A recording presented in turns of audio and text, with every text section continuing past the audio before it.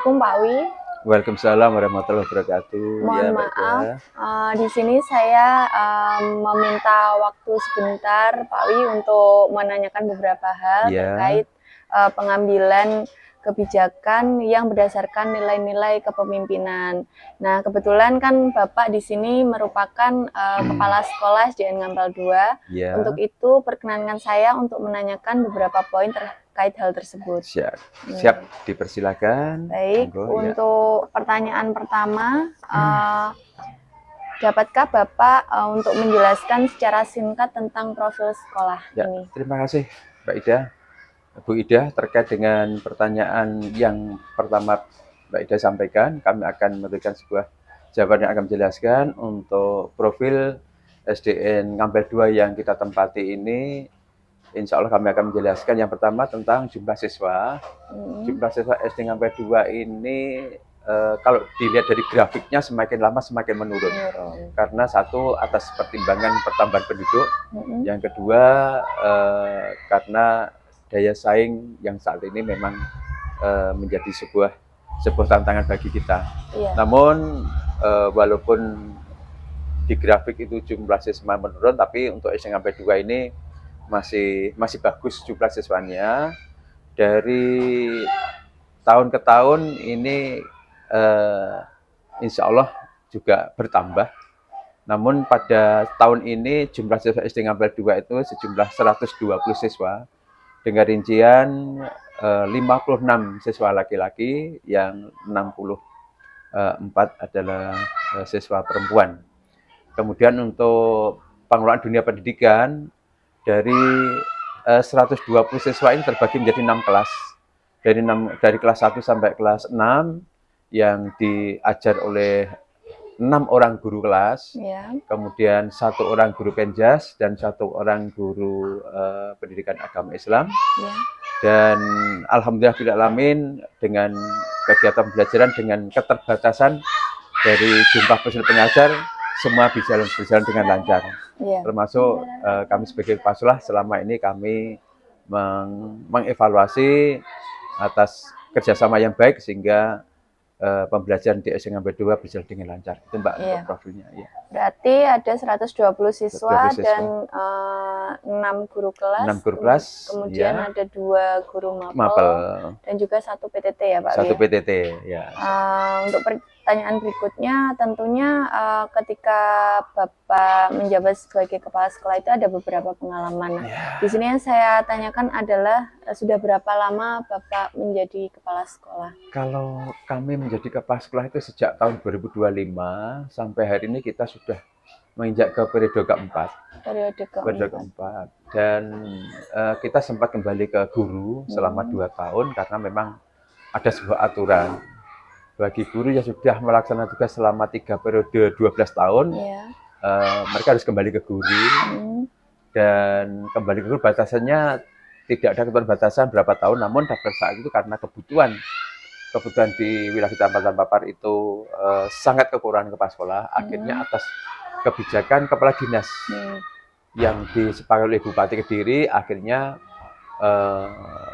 mengangkatlah beberapa kepala sekolah dan mengisi kekurangan yang saat itu memang kekurangannya memang luar biasa, sekitar 16 personel kepala sekolah, sehingga kami diangkat kembali di Desember 2022, saya diangkat lagi menjadi kepala sekolah di SD Ngampel 2. Walaupun tahun 2019 saya pernah di sini selama 4 tahun sampai 2013 itu saya pernah di sini di periode kedua.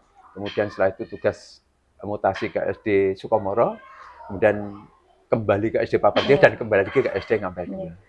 Melihat dan menelisik dari pengalaman Bapak sebagai kepala sekolah, tentunya saya rasa Bapak sudah memiliki berbagai macam pengalaman dalam segala tantangan sebagai pemimpin.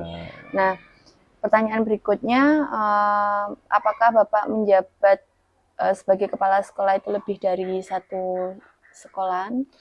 Untuk saat ini kebetulan karena kondisi kekurangan kepala sekolah di wilayah Kecamatan Papar, sehingga kami per 1 Maret 2024 kami bertugas tambahan sebagai PLT di SD Pekulon.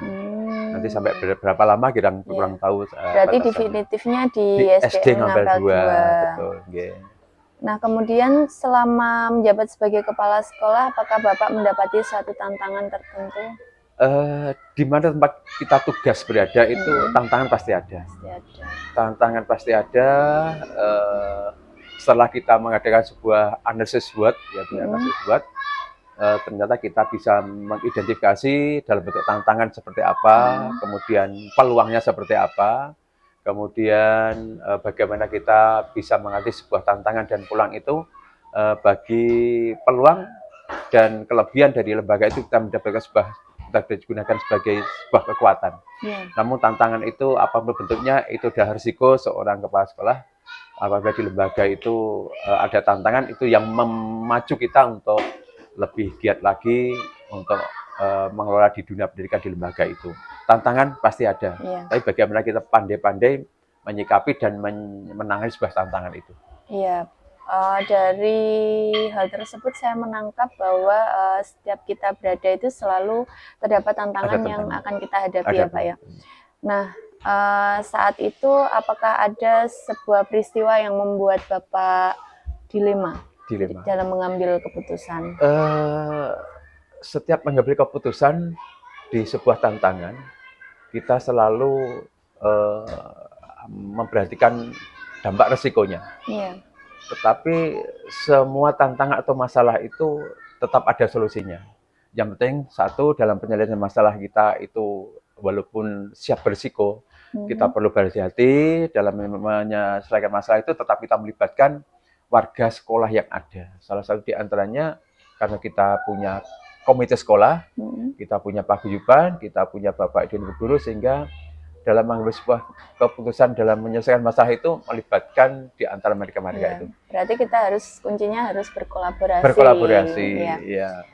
Dalam waktu dekat ini kira-kira ada tidak untuk tantangan yang membuat Bapak dilema? Dalam waktu dekat ini contoh masalah kecil saja. Masalah yang dilema itu ada. Ini justru saat ini masih dalam penanganan dari pihak kami bersama paguyuban. Satu contoh masalah yang buat sama dilema. Artinya dilema itu kalau kita bijaki, justru mengundang masalah di pihak kedua. Kalau tidak kita bijaki, kita berisiko untuk membackup sebuah kekurangan anggaran yang sudah direncanakan. Satu contoh, dan kegiatan dalam dekat ini untuk SD Ngampel mengadakan skal. Skal itu dengan tujuan untuk studi kenal alam dan lingkungan bagi siswa dalam rangka untuk menginput, menambah wawasan pengetahuan siswa. Itu mestinya sifatnya wajib. Tapi kita berpikir dari sekian siswa, 120 siswa, itu kondisi sosial ekonominya yang bervariatif. Dengan juga kondisi kesehatan siswa itu juga berbeda. Dalam kesempatan ini kami pribadi mengambil sebuah kebijakan bagi yang sosial ekonominya memang tidak mampu, setidaknya kita tidak bisa menekan. Kemudian bagi yang kondisi kesehatannya juga tidak memungkinkan, kita juga tidak mewajibkan. Tetapi apa yang terjadi pada saat itu sudah kita rekap bersama anggaran secara keseluruhan. Namun anggaran secara keseluruhan itu kalau kita ternyata ada data yang tidak ikut, kemudian beban kekurangan anggaran itu kita bebankan lagi kepada siswa, kepada paguyuban, ternyata itu menuai protes. Akhirnya itulah yang dinamakan dilema etika. Kita mengambil keputusan juga bermasalah, tidak mengambil keputusan pun juga bermasalah, karena keduanya sama-sama diselamatkan. Dalam kesempatan ini akhirnya kita membuat sebuah kebijakan baru. Kita undang bagi mereka yang tidak hadir, ada permasalahannya, ternyata ada beberapa masalah yang satu informasi tidak tersampaikan kepada orang tua. Informasi tidak tersampaikan kepada orang tua, ternyata yang kedua ternyata orang tua pun juga berkenan untuk membiayai putranya dalam kegiatan sekal. Itu satu di antaranya permasalahannya, Pak. Ya, terima kasih. Kemudian untuk menghadapi hal tersebut, bagaimana cara Bapak untuk mengidentifikasi kasus-kasusnya? Kasus-kasus itu banyak sekali. Kita identifikasi, kita akomodir semua permasalahan itu. Untuk selanjutnya, setelah kita identifikasi permasalahan, kita analisa. Kita analisa bagaimana cara penanganannya, bagi kita mencarikan solusinya.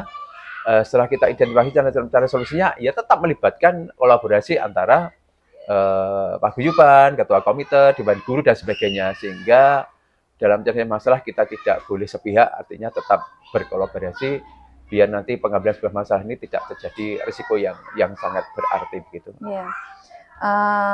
Berarti ada tips triknya ya Bapak ya untuk menghadapi kasus-kasus tersebut. Betul. Ya. Untuk selama ini bagaimana Bapak dalam menjalankan pengambilan keputusan di sekolah, terutama untuk kasus-kasus di mana ada dua kepentingan yang sama-sama benar, yang seperti yang Bapak ceritakan tadi. Terkait dengan permasalahan sama-sama pentingnya. Ya, sama pentingnya. Akhirnya dari pengambil keputusan itu, di samping kita kolaborasi tadi, namun apapun bentuknya akhirnya kita tetap menyelesaikan masalah itu dengan kompetensi kepribadian kita. Artinya kompetensi pribadi kita itu adalah kita memiliki kompetensi sosial, kita memiliki kompetensi pedagogi dan sebagainya. Bila terkait dengan sebuah permasalahan, terkait masalah yang seperti itu, kalau dibebankan oleh paguyuban kita memenuhi masalah, padahal kita harus menyelesaikan, akhirnya yang kita bisa adalah kompetensi sosial kita. Kita berusaha untuk memberikan kontribusi dana untuk menyelesaikan agar satu, anak yang tersebut tetap ikut, yang kedua, kebutuhan anggaran tetap tercukupi, sehingga dari kompetensi sosial yang apa yang saya miliki, kita akhirnya menyerahkan sebagian biaya untuk membahas kekurangan dana itu. Ya. Untuk prosedur Pak, prosedur seperti apa yang biasa Bapak lakukan? Terkait dengan penyelesaian itu. Penyelesaian dilema etika. Prosedurnya dilema etika terkait dengan masalah itu adalah prosedurnya yang pertama adalah mengidentifikasi masalah. Yang kedua menganalisa masalah. Dan menganalisa masalah apabila itu tidak perlu melibatkan ketua komite dan paguyuban, barangkali kita selesaikan intern bersama Bapak Ibu guru. Kalau memang itu perlu kiranya harus kolaborasi dengan Pak Ketua Komite dan Paguyuban, kita libatkan ketua komite, pengurus komite atau komite sekolah bersama paguyuban sekolah. Itu tekniknya untuk mengidentifikasi dan prosedurnya seperti itu. Oke, Mbak. Ya.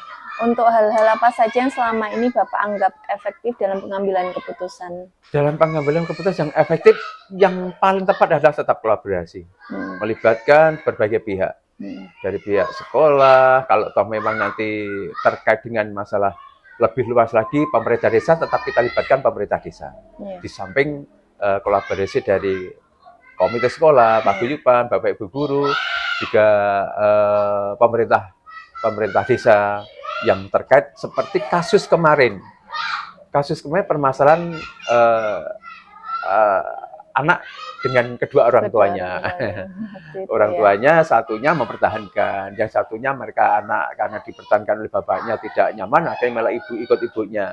Terjadilah rebutan di antara anak dan ibu itu ya, antara bapak dan ibu menjadi rebutan. Akhirnya penyelesaiannya melibatkan pemerintah desa beserta Babinsa Polsek di kecamatan itu. Akhirnya ada solusi terbaik. Ada kesepakatan muncul kesepakatan.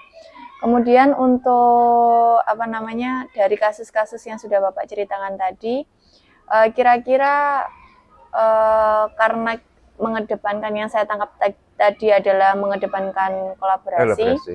Nah, ada tidak tantangan ketika kita harus berkolaborasi dari beberapa pihak? Kira-kira ada enggak tantangannya? Kalau tantangan tetap ada, tetapi tantangan yang kita hadapi penyelesaian masalah dengan cara kolaborasi itu tantangannya risikonya kecil sekali. Seperti apa Bapak untuk tantangan risiko kecil sekali itu sebenarnya menurut kita adalah masalah itu berat, besar katakan gitu. Dan menurut dari pihak pemerintah desa sebenarnya masalah itu kecil. Itu yang menjadi tantangan sebenarnya, itu ukuran kita besar, tapi menurut pemerintah desa masalah ngono baik kalau dibawa ke pemerintah desa. Sebenarnya kan itu ya. Tetapi itu merupakan kita sudah mulai ke jalan buntu, akhirnya yang kita tempuh itu adalah tetap kolaborasi dengan pemerintah desa dan Babinsa. Itu merupakan sebuah tantangan saya, walaupun itu jadi atau diselesaikan di lembaga sudah cukup, tetapi Iya. karena jalan buntu akhirnya melibatkan dari Pak Martadis dan Babinsa. Iya. Ya. Kemudian untuk dalam penyelesaian suatu kasus tersebut ya, apakah ada jadwal tertentu atau apakah Bapak langsung menyelesaikan saat itu juga atau memilih sebuah momen yang artinya harus dipikirkan dulu atau bagaimana gitu Bapak? Kalau penyelesaian masalah terkait dengan jadwal tidak ada jadwal. Sifatnya itu apabila ada masalah spontanitas, tapi apabila terjadi sebuah masalah memang kita analisa dulu, kita pikirkan dulu. Kalau toh memang itu cukup diselesaikan di internal sekolah, berarti tidak melibatkan yang lain. Tapi minimal kalau masalah itu menurut internal sekolah ternyata jalan buntu, tetap melibatkan kolaborasi tadi, kolaborasi antara komite sekolah, paguyuban dan pemerintah desa apabila sampai ke pemerintah desa. Ya. Untuk pertanyaan selanjutnya, adakah pihak-pihak atau faktor-faktor yang selama ini mempermudah Bapak atau membantu Bapak dalam pengambilan keputusan-keputusan maupun studi kasus dalam dilema saat tersebut? Ini memang sangat terbantu sekali menghadapi sebuah dilema etika itu ya. Itu khususnya saya banyak terbantu dari Pak Ketua Komite, banyak terbantu dari Pak Guyuban, termasuk terbantu dari Bapak Ibu sendiri yang banyak memberikan solusi kepada kita. Toh namanya kita sekolah tidak banyak keterbatasan, sehingga dalam sebuah masalahnya tetap kita dibantu oleh pihak-pihak terkait tadi. Ya. Dan pertanyaan terakhir Bapak, dari semua hal yang sudah disampaikan, pembelajaran apa yang bisa Bapak petik dari pengalaman ketika mengambil sebuah keputusan yang dilema? Terima kasih Mbak, terkait pengalaman yang kita hadapi, semuanya adalah kita ambil hikmah terbaik. Kita ambil adalah hikmah yang terbaik itu bagi pengalaman yang menyenangkan tidak ada masalah. Bagi pengalaman yang tidak menyenangkan, kita gunakan kita catat baik-baik di dalam hati kita sebagai acuan kita apabila ke depan berada suatu masalah yang sama. Sehingga dari pengalaman itu kita ambil hikmah terbaik sehingga apa yang kita rasakan tidak boleh menyesal dan sebagainya. Karena tugas sebagai kepala sekolah memang harus menghadapi sebuah risiko yang memang risiko itu kadang-kadang menyenangkan, kadang-kadang tidak mengenakan gitu ya. Kiranya itu Mbak bisa sampaikan ya. Ya, terima kasih saya sampaikan Bapak karena Bapak sudah meluangkan waktu untuk beberapa pertanyaan yang sudah saya tanyakan. Tentunya apa yang Bapak ceritakan akan menjadi pembelajaran bagi saya pribadi. Dan saya doakan semoga Bapak sehat selalu dan juga mendapat kelancaran selama menjabat sebagai pimpinan. Iya, doa terbaik juga kepada Bu Ida terkait dengan pelaksanaan tugas ini. Semoga semua dapat kemudahan dari Allah, dilancarkan. Dan perkenan dan saya mohon maaf barangkali apa yang saya sampaikan dalam jawaban itu kurang berkenan dan agak sedikit menyimpang karena memang kami merasakan penuh keterbatasan. Ya, terima kasih waktunya dan terima kasih pula atas kepercayaannya untuk memberikan responden kepada kami terkait dengan pengisian beberapa pertanyaan yang Mbak Ida sajikan. Iya, terima kasih Pak Wi. Assalamualaikum warahmatullahi wabarakatuh. Waalaikumsalam warahmatullahi wabarakatuh.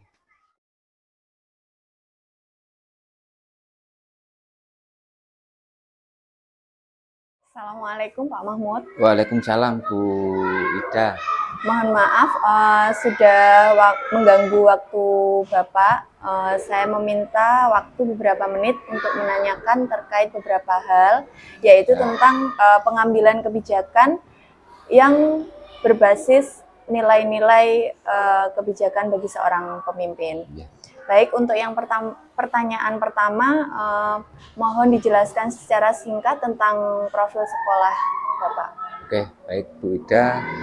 Profil sekolah kami terdapat 89 siswa, terus 6 rombel, kemudian gurunya P3K-nya ada 4, kemudian untuk guru kelasnya GTT-nya ada 2, kemudian PJOK GTT 1 putra, kemudian untuk guru agama Islam GTT 1, Iya. kemudian untuk penjaga sekolah Hmm. itu 1. Baik, untuk sekolah Bapak ini SDN Kepuh Kepuh 1. Kepuh 1 Ya. Kecamatan Papar ya. Iya, betul. Oke, untuk pertanyaan yang berikutnya yaitu berapa lama Bapak menjabat sebagai kepala sekolah?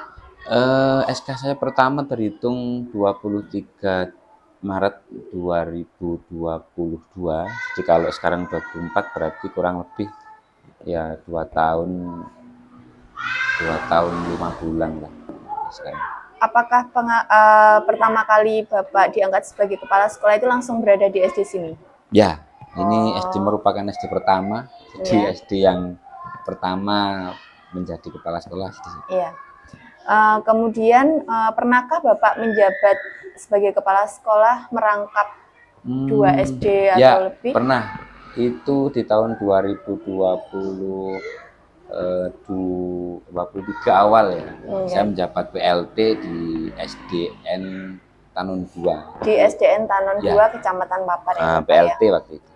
Baik, melihat pengalaman Bapak sebagai kepala sekolah yang mana Bapak juga pernah merangkap di SD Tanon 2 Tanon 2. Tanon 2 Kecamatan Ya. Papar, saya ingin menanyakan tentang apakah Bapak pernah mendapati suatu tantangan tertentu dalam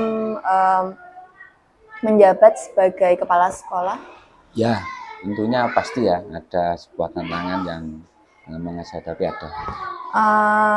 Bisa diberikan contohnya Bapak untuk tantangan tersebut satu saja? Ada ya, kira-kira yang pertama terkait dengan kebijakan sekolah itu misalkan ada anak itu sedang berkelahi ya. Jadi mungkin karena mereka sedang berkelahi, satunya ini mau misah tidak berani begitu, akhirnya ya dibiarkan mereka untuk berkelahi. Jadi tidak ada insting untuk segera melerai, akhirnya mereka dibiarkan untuk berkelahi dan akhirnya sampai terjadi perkelahian lebih lama. Jadi ya mereka belum berani, akhirnya hanya memberikan informasi, tidak harus melerai agar mereka itu selesai begitu. Jadi takutlah untuk terlibat. Oke, dari pemahaman yang saya tangkap, Bapak dari pengalaman tersebut, kira-kira hal tersebut memang sengaja dilaksanakan seperti itu. Maksudnya memang sengaja untuk tidak melerai anak tersebut. Begini, karena satu sisi kalau mereka melerai itu mereka takut terlibat. Takut untuk mereka itu dipelai lagi karena mungkin mereka tidak berani ya, mungkin dalam segi kemampuan atau mereka takut lah. Jadi mereka untuk melerai itu nggak berani. Berarti itu permasalahan antar siswa ya Bapak? Iya, betul. Baik, ya. Kemudian sebagai kepala sekolah, menurut Bapak apakah hal tersebut menjadi suatu dilema dalam pengambilan keputusan? Ya, karena begini, satu sisi bahwa anak itu sebenarnya ketika ada teman berkelahi kan secara tidak langsung harus cepat dia untuk melerai. Nah, karena dia takut untuk terlibat, maka dia tidak jadi melerai. Padahal seharusnya dia menjadi dalam kondisi seperti itu, ya dilema lah buat dia ini. Iya. Sebenarnya seperti itu. Sebagai seorang pimpinan, dalam memimpin atau membuat kebijakan dalam suatu sekolah, Bapak, ya. Apakah selama ini juga terdapat suatu kasus dilema di dalam, maksudnya antar rekan sejawat dalam ya pastinya ada Bu, pastinya setiap perbedaan dari pendapat beberapa guru kan pasti ada ya. Ya tergantung kita bagaimana menyikapi bahwa sebuah pendapat itu hak mereka dan kita juga harus memberikan nilai untuk hak mereka menjadi perbedaan pendapat, dan pastinya akan dibutuhkan keputusan yang baik biar perbedaan atau selisih pendapat atau dari beberapa teman sejawat itu bisa menjadi tujuan untuk bersama. Oke. Untuk hal tersebut, bagaimana Bapak mengidentifikasi kasus-kasus yang merupakan dilema dalam etika atau bujukan moral? Kalau dalam etika mungkin saya harus mempertimbangkan berbagai aspek ya. Ketika saya harus memutuskan manakala itu sebuah keputusan, jadi saya harus mempertimbangkan dari berbagai aspek agar keputusan yang nantinya saya ambil itu bisa diterima oleh kedua belah pihak. Artinya kedua belah pihak itu bisa menerima keputusan agar keputusan itu menjadi yang terbaik. Iya. Seperti itu. Pertanyaan selanjutnya ya Bapak ya. Ketika Bapak menjalankan atau mengambil sebuah keputusan di sekolah Bapak, terutama untuk kasus-kasus di mana ada dua kepentingan yang sama-sama benar atau sama-sama mengandung nilai kebajikan, apa yang Bapak lakukan untuk hal tersebut?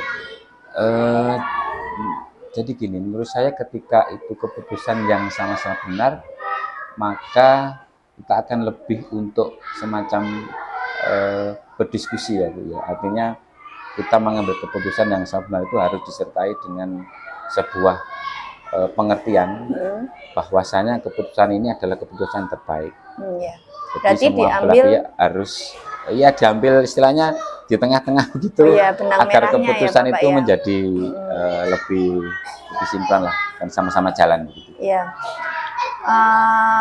Kemudian bagaimana dengan langkah-langkah atau seperti apa langkah-langkah yang Bapak lakukan supaya solusi tersebut dapat terpecahkan?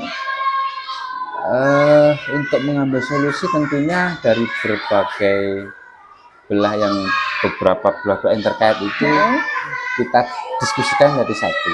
Berkolaborasi terkait dengan permasalahan itu, kita cari bagaimanakah solusi yang terbaik dari permasalahan itu untuk memecahkan sebuah solusi. Berarti mengidentifikasi dan juga menganalisis kasus tersebut secara bersama-sama. Iya, betul. Kemudian hal-hal apa yang selama ini Bapak anggap efektif dalam pengambilan keputusan dalam kasus-kasus yang dapat membuat Bapak itu dilema?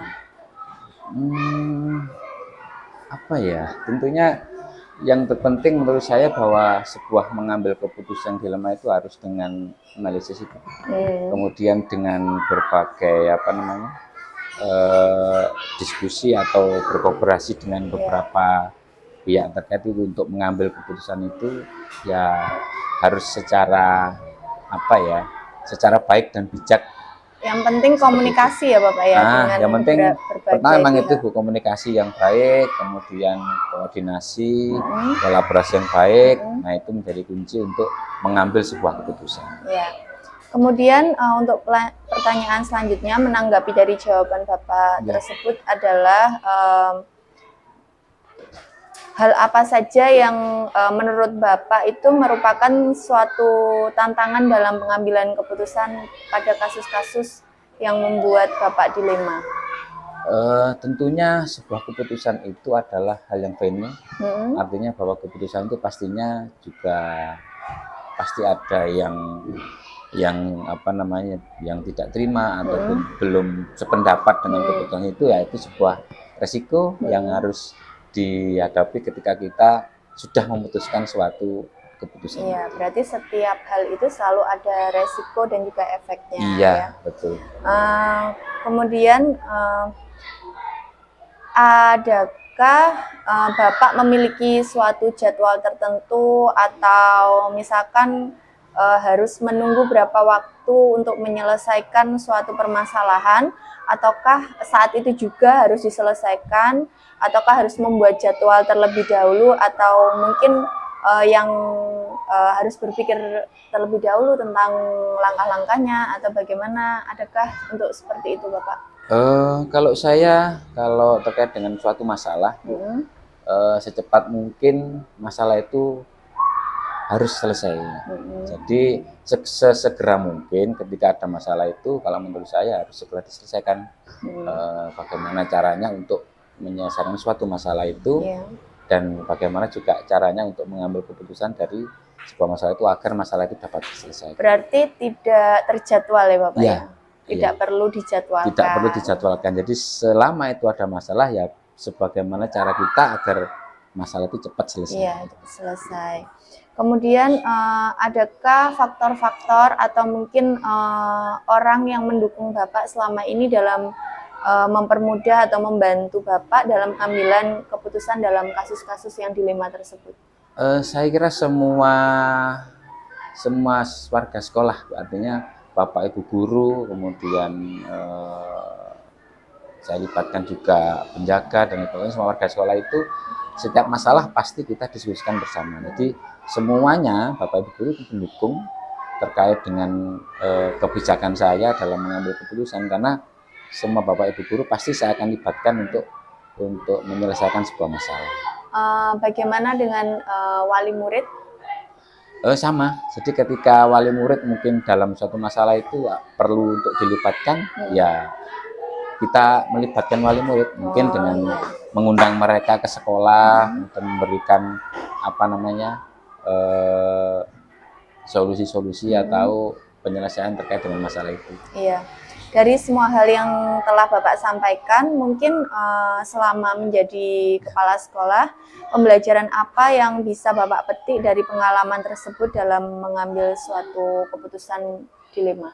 Jadi menurut saya bahwa seorang kepala sekolah itu mengambil keputusan itu memang harus dengan berbagai pertimbangan yang bijak. Itu artinya tidak boleh bahwa seorang kepala sekolah itu memberikan sebuah keputusan menurut dirinya sendiri, ya. Artinya ia harus mempertimbangkan berbagai belah pihak, kemudian berkolaborasi dengan Bapak Ibu guru, dengan komite, dengan wali murid, dengan siswa, di semua stakeholder yang itu harus dilibatkan. Jadi menurut saya bahwa mengambil keputusan harus sesuai dengan fakta, kemudian solusi yang terbaik untuk kedepannya biar keputusan itu menjadi baik untuk dilaksanakan. Ya, terima kasih atas jawabannya Bapak. Saya rasa apa yang Bapak sampaikan mulai dari perjalanan, pengalaman maupun cara Bapak mengambil sebuah keputusan, Ya. itu dapat menjadi pembelajaran bagi saya secara pribadi, yang tentunya nantinya mungkin apabila ternyata takdir mengatakan bahwa saya harus berada di posisi Bapak, Saya doakan mudah-mudahan saya bisa belajar dari Bapak lebih banyak. Begitu, sekiranya hanya itu yang saya tanyakan untuk kesempatan kali ini. Saya ucapkan banyak terima kasih karena Bapak bersedia meluangkan waktu untuk menanggapi pertanyaan-pertanyaan saya dengan sangat baik. Sama-sama. Saya ucapkan wassalamualaikum warahmatullahi wabarakatuh. Waalaikumsalam warahmatullahi wabarakatuh. Semoga tugasnya lancar, aman, Amin. dan semoga sukses selalu Amin. ke depan. Terima kasih.